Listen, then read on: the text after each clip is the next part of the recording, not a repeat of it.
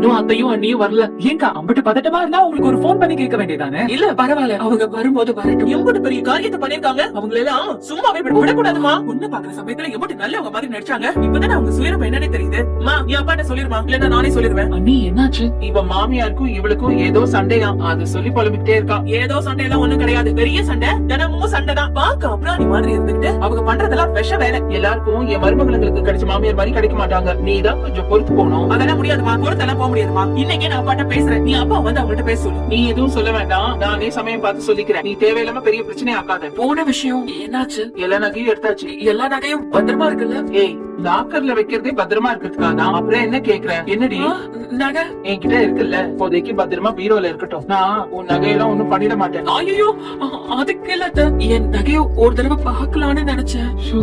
இது பாரு, முதல்ல சமையல் வேலையை முடிப்போம். நகையெல்லாம் நாளைக்கு காலையில போடும்போது பாத்துக்கலாம்டி. நீ ஒரு மாதிரி இருக்க, உடம்பு எதுவும் சரியில்லையா? ஆமா, கொஞ்சம் தலை வலிக்குது. அக்கா ஏங்கா சொல்லவே இல்ல? சொல்லிருந்தா நான் காஃபி போட்டு கொடுத்துருப்பேன்ல. இல்ல பரவாயில்ல, நான் மாத்திரை போட்டுக்கிறேன். இப்போ இந்த நிமிஷம் தப்பிச்சுட்டேன். ஆனா எப்ப வேணாலும் மாட்டுவேன். இதுக்கு நான் போய் சொல்லி பண்ற ஒரு கல்யாணமே வேண்டாம்னு சொன்னேன். யாருமே கேட்கல. எப்போ என்ன நடக்கும்னு பயந்து பயந்து வாழ்றதெல்லாம் ஒரு வாழ்க்கையா? கடவுளே.